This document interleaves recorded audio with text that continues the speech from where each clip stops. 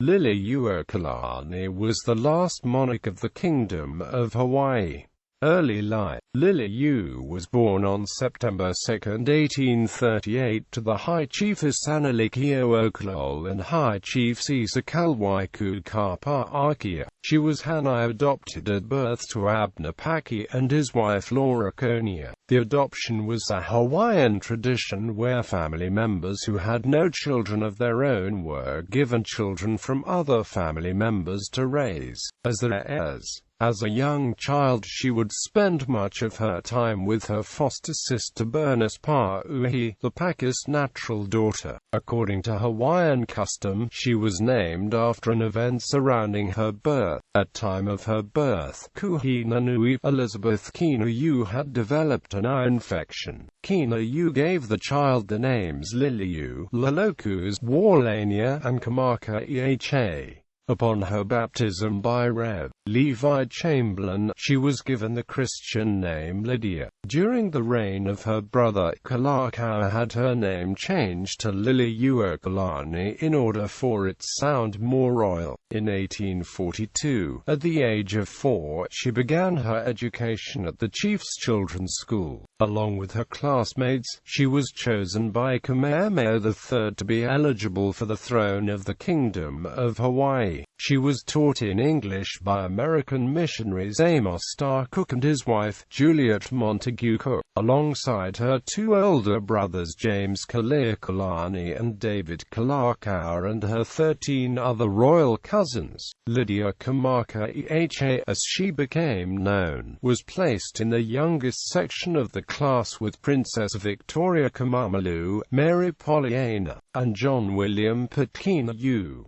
On September 16, 1862, Liliu married American John Owen Dominguez, who later became governor of Oahu and Maui. The couple never had any children of their own. Thus Liliuokalani had 3 children. Lydia Karona Haiponi Ponyokalani Aholo, the daughter of a family friend, Joseph Ipona Hiea, the son of a retainer, and John Amoku Dominguez, her husband's illegitimate son. Crown Princess in 1874, Luna Lilo, who was elected to succeed Kamehameha V to the Hawaiian throne, died and left no heir to succeed to the throne. In the election that followed, Lydia's brother, David Kalakaua, ran against Emma, the widowed queen of Kamehameha IV. Lydia sided with her family on the issue, and when her brother was declared king, the relationship became strained between Emma and the Kalakaua family. Upon his accession, Kalakaua gave royal titles and styles to his surviving siblings, his sisters, Princess Lydia and Princess Laiklai,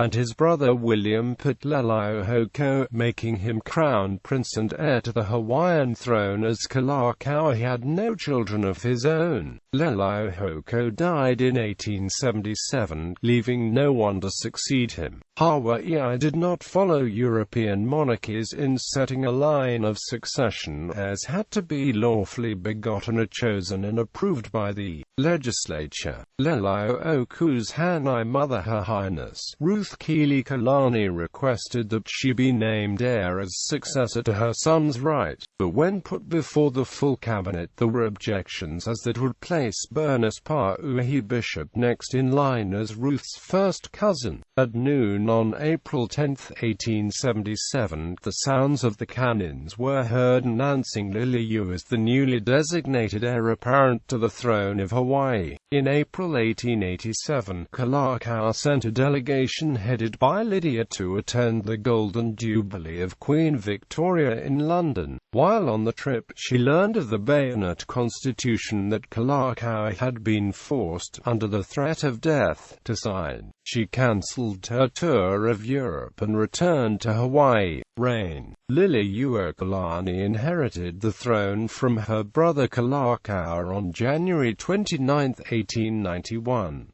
Shortly after ascending to the throne, petitions from her people began to be received through the two major political parties at the time, Liliuokalani and the National Reform Party. Believing she had the support of her cabinet and that to ignore such a general request from her people would be against the popular will, she moved to abrogate the existing 1887 bayonet constitution, by drafting a new constitution that would restore the veto power to the monarchy and voting rights to economically disenfranchised native Hawaiians and Asians. The effort to draft a new constitution never came to fruition, and it preceded the U.S. invasion, occupation and overthrow of the Hawaiian Kingdom government. Threatened by the Queen's proposed new constitution, American and European businessmen and residents organized to depose Liliuokalani, asserting that the Queen had virtually abdicated by refusing to support the 1887 constitution. Business interests within the kingdom were also upset about what they viewed as poor governance of the kingdom, as well as the U.S. removal of foreign tariffs in the sugar trade due to the McKinley tariff. The tariff eliminated the favored status of Hawaiian sugar guaranteed by the Reciprocity Treaty of 1875. American and Europeans actively sought annexation by the United States so that the business might enjoy the same sugar bounties as domestic producers. In addition to these concerns, Liliuokalani believed that American businessmen, like Charles R. Bishop, expressed an anxiety concerning a female head of state. Overthrow of the Hawaiian Kingdom. On January 14, 1893, a group composed of Americans and Europeans formed a committee of safety seeking to overthrow the Hawaiian Kingdom, depose the Queen, and seek annexation by the United States. As the coup d'état was unfolding on January 17, the Committee of Safety expressed concern for the safety and property of American citizens. In response, United States Government Minister John L. Stevens summoned a company of U.S. Marines from the U.S. Boston and 2 companies of U.S. Navy sailors to take up positions at the U.S. Legation, Consulate, and Arion Hall. On the afternoon of January 16, 1893, 162 sailors and U.S. Marines aboard the U.S. Boston in Honolulu Harbor came ashore under orders of neutrality. Historian William Russ has noted that the presence of these troops, ostensibly to enforce neutrality and prevent violence, effectively made it impossible for the monarchy to protect itself. The actual overthrow was surprisingly smooth. Under orders of the Queen, half a dozen policemen were sent to Iolani Palace to arrest any members from the Committee of Safety who tried to enter the palace. After shooting broke out close to the palace, some policemen went to the scene. One of the policemen was shot, and had to be carried by the remaining palace guards. This left the palace open to the Committee of Safety, with almost no audience except for some government clerks. The Committee of Safety signed a document that ended the Hawaiian monarchy. Liliuokalani would not find out until the next day. The Queen was deposed on January 17, 1893, and temporarily relinquished her throne to the superior military forces of the United States. She had hoped the United States, like Great Britain earlier in Hawaiian history, would restore Hawaii's sovereignty to the rightful holder. Queen Liliuokalani issued the following statement, yielding her authority to the United States government rather than to the provisional government. I, Liliuokalani, by the grace of God and under the Constitution of the Hawaiian Kingdom, Queen, do hereby solemnly protest against any and all acts done against myself and the constitutional government of the Hawaiian Kingdom by certain persons claiming to have established a provisional government of and for this kingdom, that I yield to the superior force force of the United States of America, whose Minister Plenipotentiary, His Excellency John L. Stevens, has caused United States troops to be landed at Honolulu and declared that he would support the said provisional government. Now, to avoid any collision of armed forces and perhaps loss of life, I do, under this protest, and impelled by said forces, yield my authority until such time as the government of the United States shall, upon the facts being presented to it, undo the action of its representative and reinstate me in the authority which I claim as the constitutional sovereign of the Hawaiian Islands. A provisional government, composed of European and American businessmen, was then instituted until annexation by the United States could be achieved. On February 1, 1893, the U.S. Minister to Hawaii proclaimed Hawaii a protectorate of the United States. The administration of Grover Cleveland commissioned a blunt report, and based on its findings, concluded that the overthrow of Liliuokalani was illegal, and that U.S. Minister Stevens and American military troops had acted inappropriately in support of those who carried out the overthrow. On November 16, 1893, Cleveland sent his minister Albert S. Willis to propose to return the throne back to her if she granted amnesty to everyone responsible. Willis reported to the Secretary of State in Washington that she was intent on killing the culprits. There was a dispute. Willis said the Queen said beheading. She later said she used execute. With this development, President Grover Cleveland sent the issue to the Congress. She later changed her position on the issue of punishment for the conspirators, and on December 18, 1893, U.S. Minister Willis demanded her reinstatement by the provisional government. The provisional government refused. Congress responded to Cleveland's referral with a U.S. Senate investigation that resulted in the Morgan Report on February 26, 1894. The Morgan Report found all parties, with the exception of the Queen, not guilty, absolving them of responsibility for the overthrow. The accuracy and impartiality of both the Blunt and Morgan reports have been questioned by partisans on both sides of the historical debate over the events of 1893. On July 4, 1894, the Republic of Hawaii was proclaimed, and Sanford B. Dole, one of the first people who originally called on the institution of the monarchy to be abolished, became president. The Republic of Hawaii was recognized by the United States government as a protectorate, although Walter Q. Greshke, Cleveland's Secretary of State, remained antagonistic towards the new government.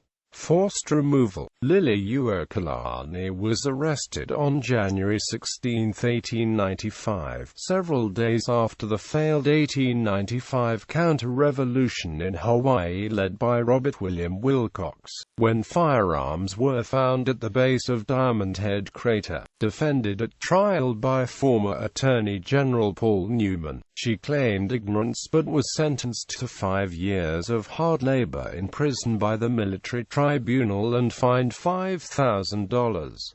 The sentence was commuted to imprisonment in an upstairs bedroom of Iolani Palace, where she composed songs including The Queen's Prayer and began work on her memoirs. During her imprisonment, she abdicated her throne in return for the release of her jailed supporters, including Minister Joseph Nuahi, Prince Kuananakewa, Robert Wilcox, and Prince Kuhio, before ascending the throne for 14 years, or since the date of my proclamation as heir apparent. My official title had been simply Liliuokalani. Thus I was proclaimed both Princess Royal and Queen. Thus it is recorded in the archives of the government to this day. The provisional government nor any other had enacted any change in my name. All my official acts, as well as my private letters, were issued over the signature of Liliuokalani. But when my jailers required me to sign, I did as they commanded. The motive in this, as in other actions, was plainly to humiliate me before my people and before the world. I saw in a moment what they did not, that, even were I not complying under the most severe and exacting duress, by this demand they had overreached themselves. There is not, and never was, within the range of my knowledge, any such a person as Liliuokalani Dominis. Following her release, she was placed under house arrest for a year, and in 1896, the Republic of Hawaii gave her a full pardon and restored her civil rights. She then made several trips to the United States to protest against the annexation by the United States and attended the inauguration of U.S. President McKinley in 1897 with a Republic of Hawaii passport personally issued to Liliuokalani of Hawaii by President Dole. In 1898, Hawaii became an incorporated territory of the United States during the Spanish-American War and took control of the 1,200,000 acres of land that had been held in trust by the monarchy and known as Crown Land. This became the source of the ceded lands issue in Hawaii. In 1900, the U.S. Congress passed the Hawaii Organic Act establishing a government for the territory of Hawaii. From 1905 to 1907, the Queen entered claims against the U.S. totaling $450,000 for property and other losses, claiming personal ownership of the Crown lands, but was unsuccessful. The territorial legislature of Hawaii finally voted her an annual pension of $4,000 and permitted her to receive the income from a sugarcane plantation of 6,000 acres, which was the private property of her late brother before his election as king. In 1910, Liliuokalani brought an unsuccessful lawsuit against the United States seeking compensation under the Fifth Amendment for the loss of the Hawaiian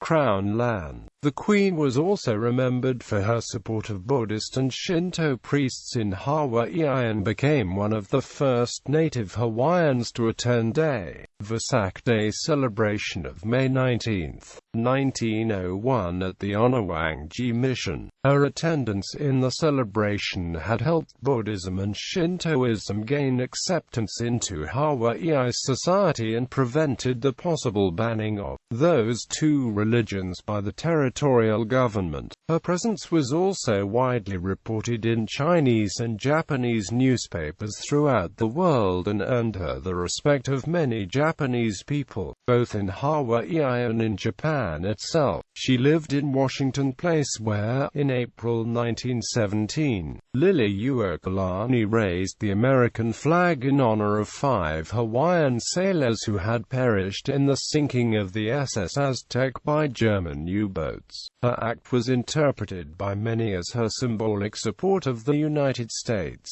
She died later that year due to complications from a stroke. She was 79. She received a state funeral due to her status as a former head of state. Approaching death, Liliuokalani dictated in her will that all of her possessions and properties be sold and the money raised would go to the Queen Liliuokalani Children's Trust to help orphaned and indigent children. The Queen Liliuokalani Trust Fund still exists today. Compositions. Liliuokalani was an accomplished author and songwriter. Her book Hawaii's Story by Hawaii's Queen gave her view of the history of her country and her overthrow. She became the first native Hawaiian female author. Liliuokalani was known for her musical talent.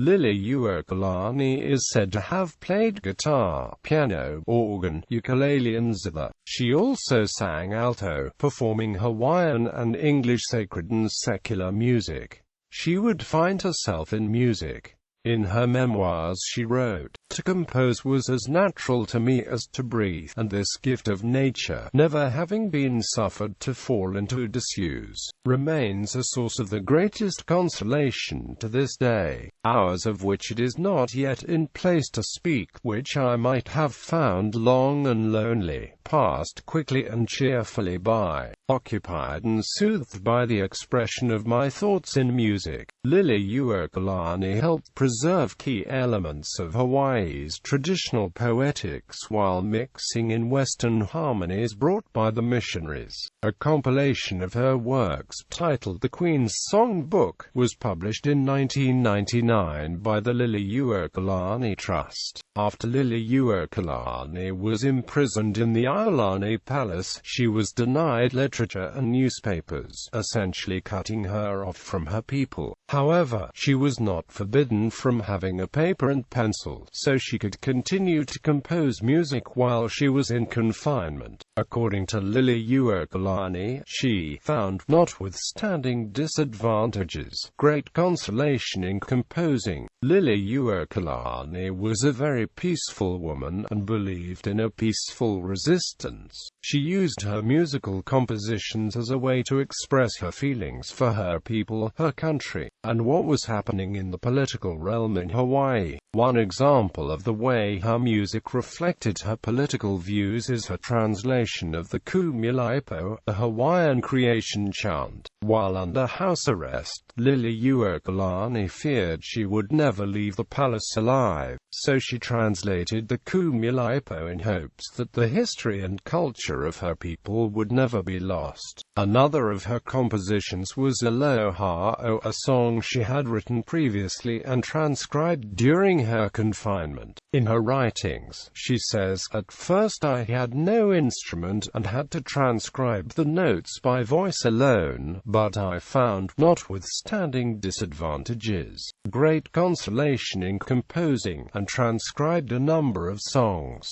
3 found the way from my prison to the city of Chicago, where they were printed, among them the Aloha O, or Farewell to Thee, which became a very popular song. Originally written as a lover's goodbye, the song came to be regarded as a symbol of and lament for the loss of her country."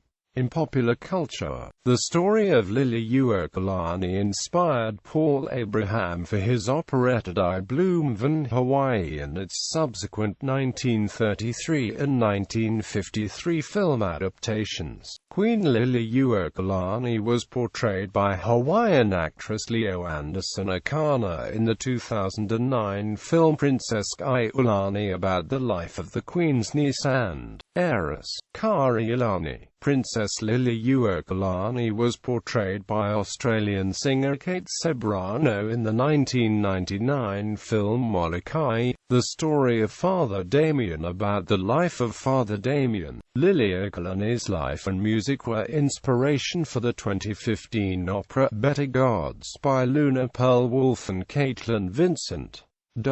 Ancestry. Namesakes. Several things have been named in honor of Liliuokalani. Queen Liliuokalani, a former Boeing 737-297 airliner flown by Aloha Airlines, tail number N73711, destroyed during Flight 243. Queen Liliuokalani Center for Studies Services, a building on the University of Hawaii at Manoa campus. Liliuokalani Botanical Garden, Liliuokalani Park and Gardens, Queen Liliuokalani Freeway, Queen Lydia Liliuokalani Elementary School in Kaimuki, Hawaii, founded in 1912, it closed in 2011.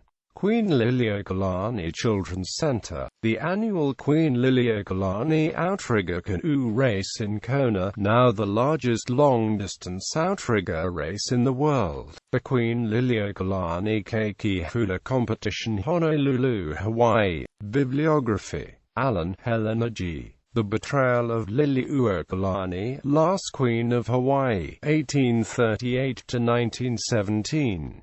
Glendale, CAH Clark Company, ISBN 9780870621444, OCLC 9576325, Bonura, Sandra, Whitmer, Sally.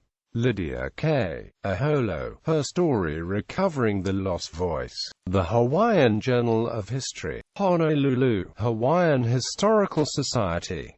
47 to 103-145. HDL 10524 36266. OCLC 60,626,541.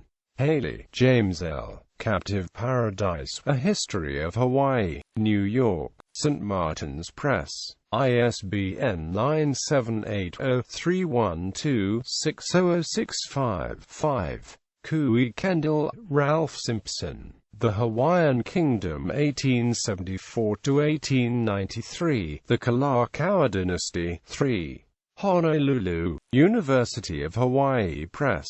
ISBN 978-0-87022-433-1. OCLC 500,374,815. Liliuokalani. Hawaii's Story by Hawaii's Queen, Liliuokalani. Boston, Leon Shepherd. ISBN 978-0-548-222-652.